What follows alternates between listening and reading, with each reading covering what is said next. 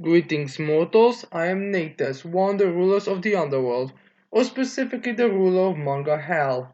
And today we'll be reacting to the newest chapter of the Four Nights of the Apocalypse series, chapter 49, titled Lancelot. Serious question about these show-off chapters, which, my god, if you thought it was gonna actually be a battle between Fiddick and Lancelot, you were way wrong. Like, this is a 100% clap. Like, it's not even a thunderclap. If anything, it's lightspeed clap or sound clap or whatever is the fastest form. Like, the short version is, this is a one-sided clap by Lancelot. So yeah, you do really have to question if the writers, whenever they do these like chapters, if they literally just give the title, the character in it, why they don't just literally have the character Lancelot is the strongest or Lancelot is supreme, essentially. But yeah. Anyways, let's get into this massacre of a chapter. So yeah.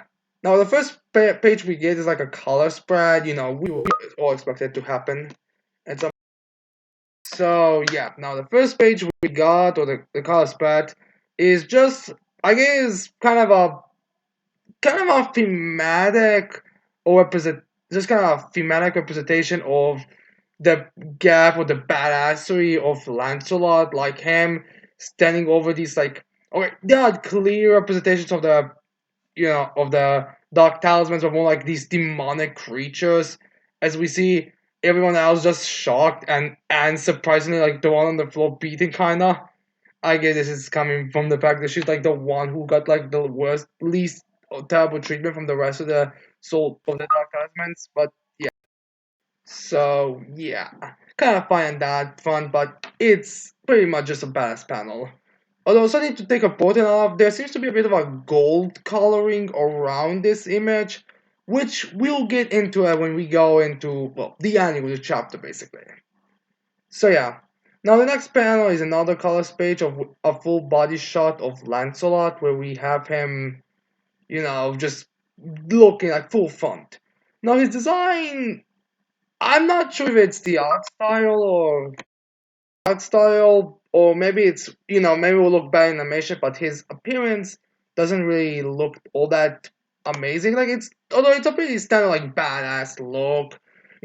This more like a bit of a young teenager with his cool spiky hair in a golden color or yellow coloring, with pretty, child-sized muscles, but still muscles, and his like hoodless jacket. Like, I think it would be working better if he was showing his chest a bit more like his father does, but I get why. I mean, I'm not into that. It's just that his design would be kind of the better than just leave it or whatever. But yeah, his color in the outfit is actually more red-like. But yeah, also the front around that is also a bit more golden. Now, it's also possible is that this might just be how Nakaba does his panels in his color pages, which I do think is the case because he does use these small colors that look better in the lighter tone. But again, we'll get into the end of the chapter.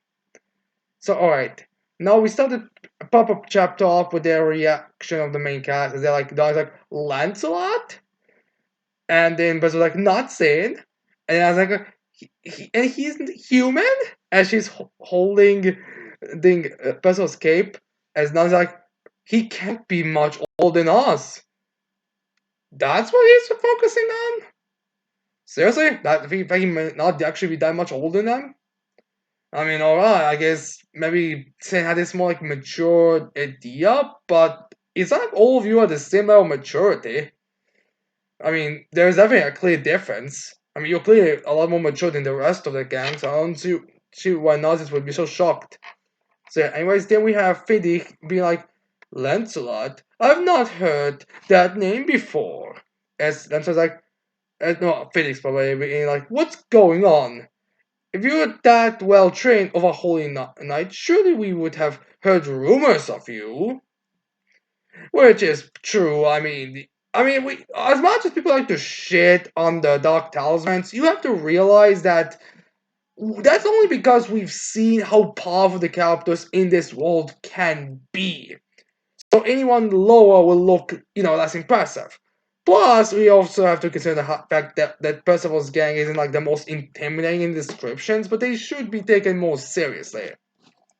Like, Kidani was trained by one of the strongest humans, essentially. Like, I mean, granted, Ban is the strongest human by a long, long, long, long side, but Hauser, number three, number four, with giant gaps, but still, there is significant power there.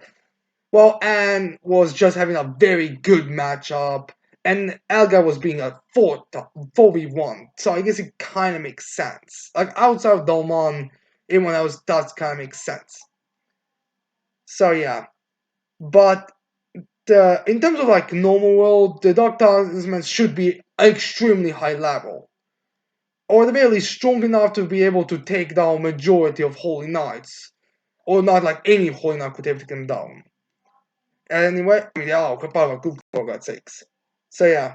Anyways, now we have Lancelot giving us this cool, badass explanation. Be like, it's simply rumors you see are spread by the survivors. Fight me, and you don't have all, and you don't. All there is to it. So basically, everyone who fought me from your knights died. Everyone who fought me outside that died. No one can beat me. Which is kind of true. Like, outside of people who wouldn't tell it anyways, like Tristan, or honestly, the kingdom of, what's it called? Britannia? Yeah, I think Britannia. Outside of that one, I don't think it would be that spread. Plus, plus, we are due for a lot of explanations, especially if you read the one shot where it just ended with Jericho and Lancelot disappearing into who knows where. Again, something we'll explain later. So as they were Philip being like, don't joke with me. As if Philip being thinking to himself, he's not kidding. We have to dispatch him at once. From his bow to his melee combat, he's truly fully left-handed. He has transformation magic, freely turning into a fox and making it hard to aim at him. Then we have a panel where Lancelot is mock, and then Felix is like, but the real menace is his offense. His arrows struck again Berkey's pressure points on the dot, but his fist fell Doronchi as well. As we see like a panel of of Elgan is being shot through, as well as Berkey, as well as Doronox being taken down. So yeah. Is it a Tremonti earlier? Why am I so confusing those two names? I mean, there's literally his name right here. So yeah, then we get him stating, then there's but one way answer: kill him and don't let him strike back. And that's what they're like, you done yet? And Frederick's like, what? And then we have then start tapping at his head. It's like, figure out how to kill me by now, huh? Which we'll in case you read the one shot, you know what this is implied to. Then we have a panel, like a classic speedster panel, where we have him shown up, and then in the next second, gone. Then we have Fiddick behind him, getting ready to charge as he goes as Lancelot turns back around, as in we clearly have Fiddick moving aside as he's now again in front of him. As then we have like, did you see him run? As nonsense like no, and then we have must be like, is that Fiddick magic? As it's like sin. As then we have Fiddick be like, haste this magic's the reason why they call me Thunderclap Fiddick. As they have Fiddick running around, it's like, it adds further speed to my well-trained body and enough power to cut any and all targets in two. Now, I've actually heard that there's some translation issue here with how Fiddick explains his magic, since I think I may need to go check. I probably should have checked before this video, but I think it was stated that this magic makes him as fast as lightning, so he's basically moving at speed of lightning here, and that's what's supposed to have be representing thunder. Then, which is possible, but honestly, the way this explains here could also be like he just needs more of a room to do something. But yeah, anyways, we have Fiddick running around Lancelot, the classic running around until you strike thing, and to build up speed to make himself stronger. I feel like they should have just explained a more badass way. I think in spoilers, there actually was a more badass way they explained it. So yeah, they were Fiddick getting his sword out to slice at Lancelot, but Lancelot just dodges the blade. He jumps down it, and as soon as he lands, Fiddick tries to step him again, but Lancelot just easily dodges, jumps out of the way where he needs to, but it's pretty much effortlessly at this point. As then we have Fiddick be like, good perception, but perception won't do allow you to dodge forever, which is true. Like could have a good perception of to tell if someone's there, but you don't have enough speed to dodge it. So anyways, they have Percival be like, at this rate, since gonna as then we get the slices all over the place in the dome, like you can hear a bunch of like dums, dums, dums all over the place. As then Lancelot just easily dodges them. Like he's not even like trying. He's like, yeah, like he's basically doing a drunken style here. As then we have Fede thinking to himself again, what is the meaning of this? Is there Fede like, isn't this fun, Lancelot? You're really enjoy. Is there Lancelot be like, you're really enjoying this? Is there Fede be like, well, actually, Lancelot here is saying is, well, it's it's a nice warm up for me. As then Fade why? Why am I not hitting him at once? As then we have like Percival and Don like having their faces pressed against the wall because they're so much shocked to see Lancelot being able to dodge all of this. I mean, but Dan has also a very goofy face as well. The and just has a more like standard face, but it's a bit to be more comedic. As they have Lancelot explain that being a fox puts me out of practice. As I cracks his neck, so he's saying that yeah, I've been a fox for that so long that my body's actually my form might actually be a bit weaker. Well, in case you're wondering, the whole transformation thing I believe is something that's common for something that could happen to the what to the fairies. Well, I think the only examples we got, the ones who turn themselves into more humanoid fairies, well, into humans essentially. So I don't know if that's something special to him that he's able to turn himself into animals, or if that's like something all fairies have, but they, for practical cases, they use more human looks. And then when Philip being like, it can't be. His reaction speed is unthinkable. In that case, is as Fede goes for like top size down. It's like, can he react to this as he approaches just Lancelot? As then Lancelot just takes note of that and then just hits Fiddick in his leg, or maybe his stomach. I don't know. I think it's supposed to be his right leg, but the way it's placed could also be his balls. Honestly. As they were like, I didn't telegraph that kick at all. Why did he see it? Better open some distance. As then we have Flenso noticing it, and then he just trips Fiddick. Like he literally having his hands in his pocket, just like like basically kicking like a football. And and then that's why he goes for a kick and sends Fiddick into the perfect cube as Fennec falls down to the ground, as we have Percival be like completely nervous, like, ah! And so it's like, you see that? Which at this point, they're probably gonna be. I feel like dying Percival is probably just gonna be Lancelot's fanboys at this point because this is a guy who they was so scared as soon as he's shown up, like completely changed everything. Like, oh, we could win. Oh no, we are fucked completely. But now Lancelot, not only he did a quick work of his entire gang, this boss is being like completely joked around in. Is there a thing like standing up is like, can can I do nothing against you? I guess he's realizing that how hopeless his battle is against Lancelot. As then we have Lancelot start speaking with, let me ask you, does one of your friends wear a helmet with a starship visor? It's Felix hears that he's like, as he seems to be a bit shaking, but nothing doesn't say anything until he responds with, "I don't know what you mean." As then That's just like, okay, so you know him, but you're not particularly acquainted. As in, Felix no takes a shock to it. I can explain later, but he's like, oh.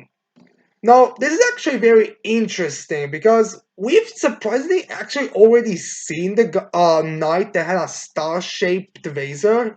It was actually very early in the story. It was chapter 6, actually, where we in the first time we saw him was when we had like that kind of representative panel where we had like Ironside, Palgod in front, with off in the back, and a couple of knights around it. There actually was a knight who had a star-shaped visor, who also I think had like a bullhorns kind of aesthetic to it.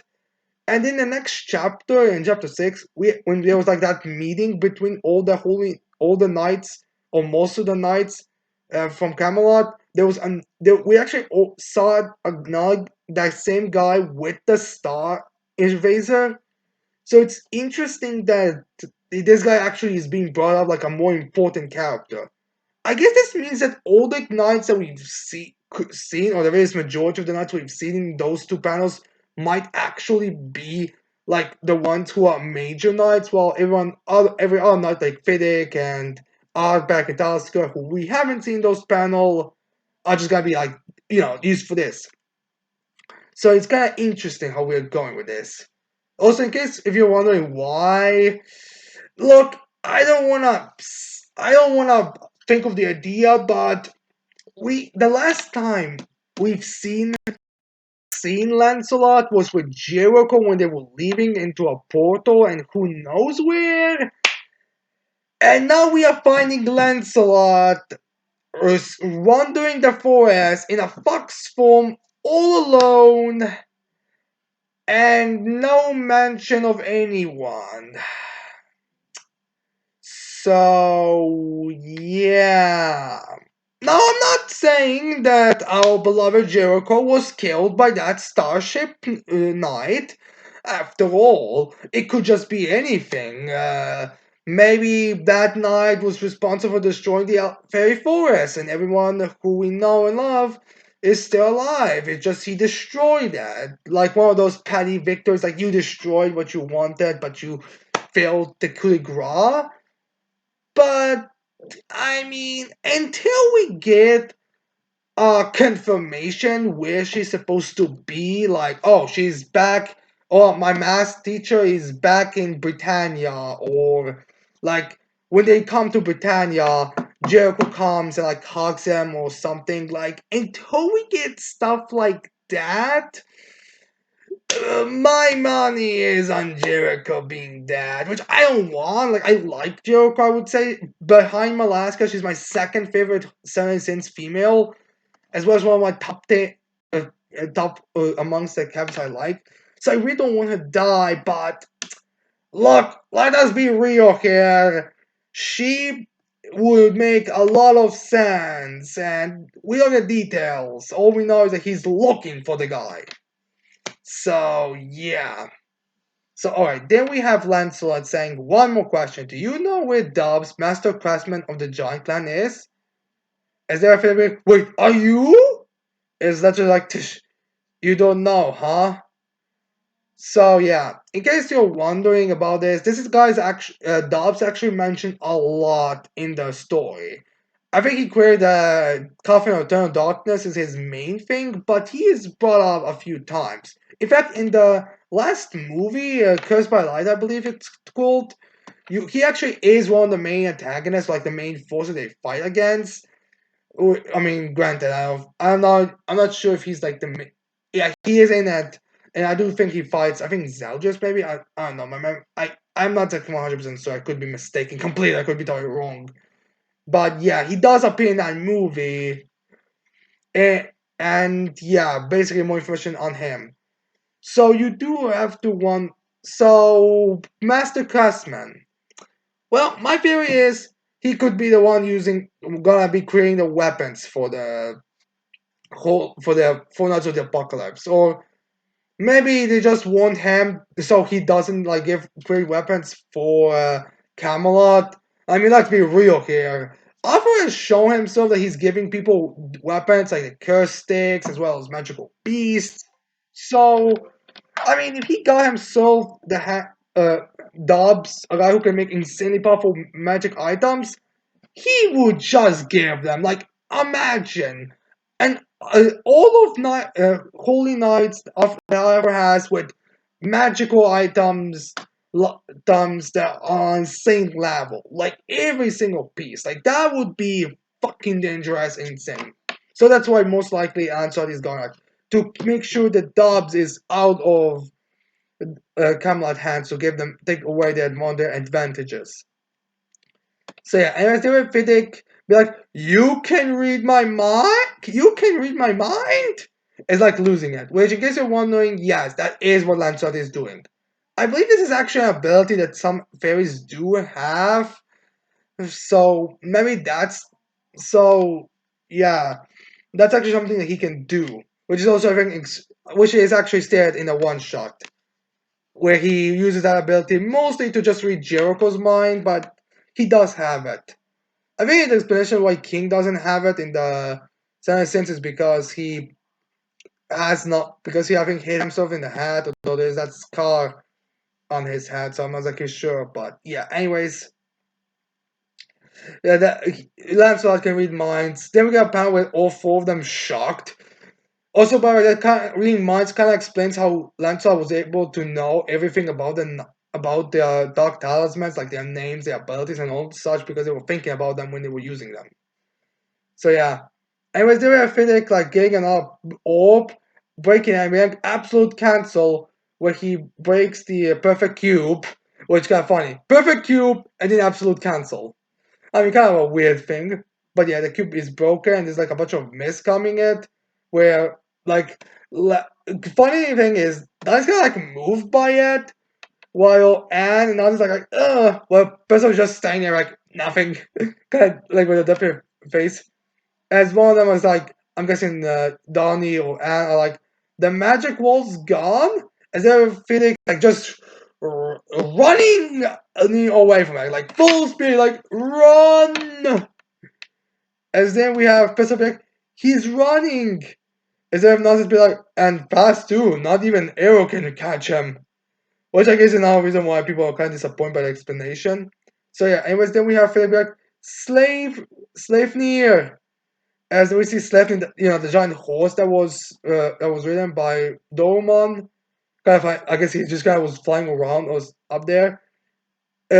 After they started their battle, as the whole Stephanie is like, bro, as Fendick is like, back to command. I must report this at once. As he jumps on a bench and goes to Stephanie and starts to write him off. It's like, as Fendick starts screaming at Lancelot, I will make sure your name is known far and wide across Camelot.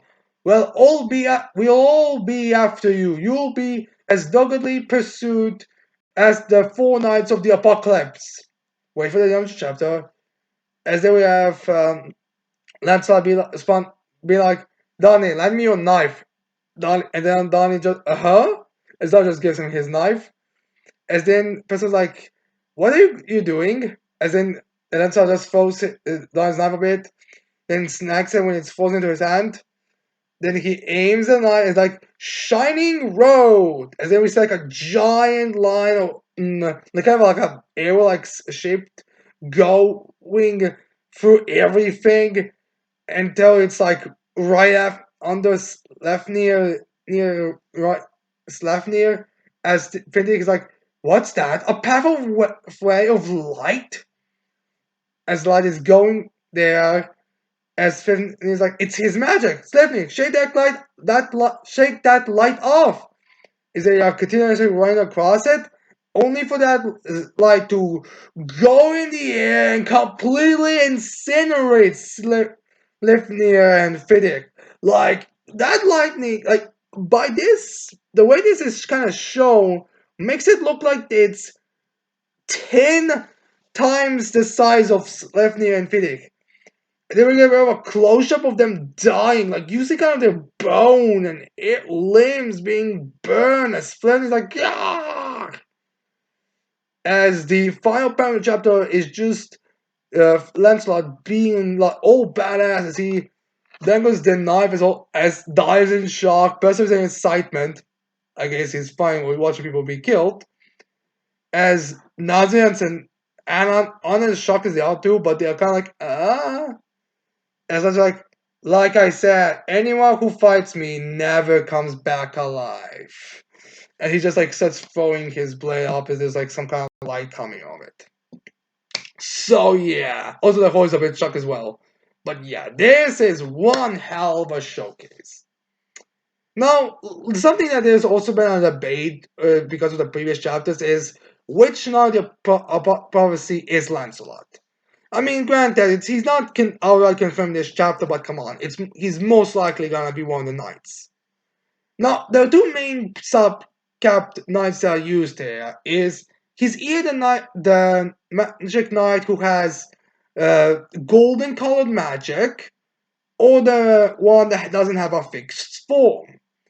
Now, the arguments for the main one I've noticed, or the one that's most assumed, is the one that doesn't have a fixed appearance because of the fact he went from the fox to a knight, well, to a boy and all that, and or other way around, like whatever that way, which is possible. I could see that happening, but the thing is, that would kind of be weird, in my opinion, to have, a character who we already knew was gonna be one of the four knights, or the very last one we were speculated to be one of the four knights. It's not confirmed outright yet, but it's pretty much confirmed.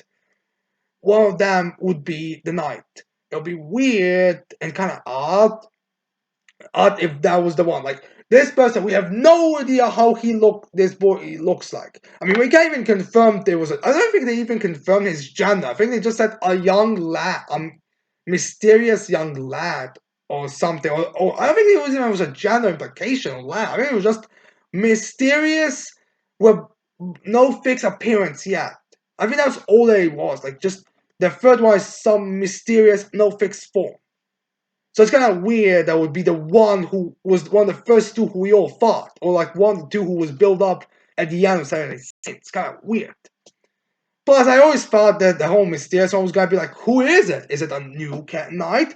Is it one of the 78 saints? Is it maybe Diane and Kings? Or is it Zeljas and Gildas? Or maybe some other character who isn't as significant, but their child is significant.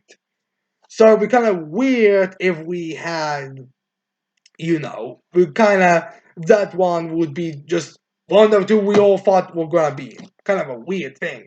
Plus, ship shifting and changing form isn't that uncommon in Seven Deadly Sins when to really think about it. Like, hell, the fairies themselves, which is what Lancelot is halfway through, some of their members do have shape shifting capabilities already seen. Not to mention, Merlin can change his form because of her magic. And oh hell, like Asgard could also change his appearance a bit with, when he went from no sunshine to sunshine ability. I mean, the whole changing form thing is not really that, doesn't really specify that much. Neither does golden color magic, but changing shape could literally be anyone. As far as we know, there's just gonna be two members who can change their appearance, which does make sense in my opinion. Now the other one with the gold color magic is the one I actually am going with, and the one I would actually prefer to be the case, because though we don't get like a specific color to the magic, which is unfortunate because of manga and all, but the first two pages, because they did a prominent color shade of gold, I want to say those are hints at it. Plus, it's mentioned light, while granted, light could also be. I mean, granted, it could just be any beam of light. It could just be like normal white. It doesn't have to be golden. Then light, or it could be the Fiddick, like we should have mentioned if it's golden. Check the. I'm not sure if the Japanese it clarifies the color of the light. Oh, no, it's a beam of light.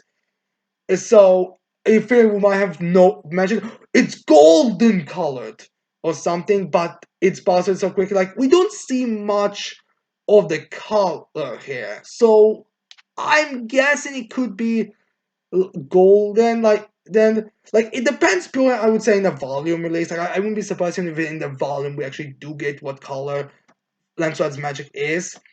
So yeah, my personal favorite, he's the Golden Knight. It makes sense. Plus, I think that one was like supposed to be like the first one.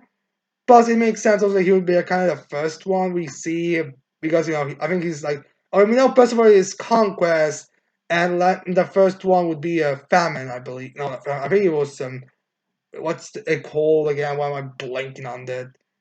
Uh, why am I blanking on fucking name now? What was it? Okay, it was War, Death, Famine, and Conquest. I think Conquest is the first one. So it would kind of make sense that the first one of the knights and the last one would meet by that logic as well, which is pretty common to have. So yeah, needless to say, my theory is Lancelot is the Golden Knight, the one with golden color magic. Plus, it also makes sense why he would have like a sword because I believe Lancelot in the folklore is said to be like the most like multi armor. Like you can give him a weapon, he will use it. He doesn't need like specific weapons. So yeah, we'll see on that part. Now with the discussion out of the way, let's get into my thoughts on the chapter. I really like the chapter. It's a very badass chapter. It makes Lancelot look very cool and awesome. And it does make him show the difference between him and the other four, like even Percival, like it's a particularly dynamic. Now I'm curious on where this is gonna be going, but yeah, this is pretty much just a one-shot badass chapter for Lancelot. I was like, disappointing on how quickly Fennec went down, and I'm just like, Balga could still show up and have a battle with Lancelot. I mean, it's not like we know exactly how well Balga goes in terms of power scaling. I mean, so it depends. Do you think that Palgod would be able to push Lancelot to his limits, or do you think not? Although it's also too possible that Palgod doesn't even show up. Like maybe he only shows up to see the aftermath, like, just see the dead bodies. He's like, maybe wanting him to be trained was a bad idea, or something like that. We'll see. But yeah, this chapter was pretty much just a badass chapter for Lancelot. Now, anyways, I hope you like this video. I hope you leave a like, subscribe to the channel for more videos in the future. Tell me guys below what you think on this chapter. And with that said, I cannot wait to see all of you mortals next time. Goodbye.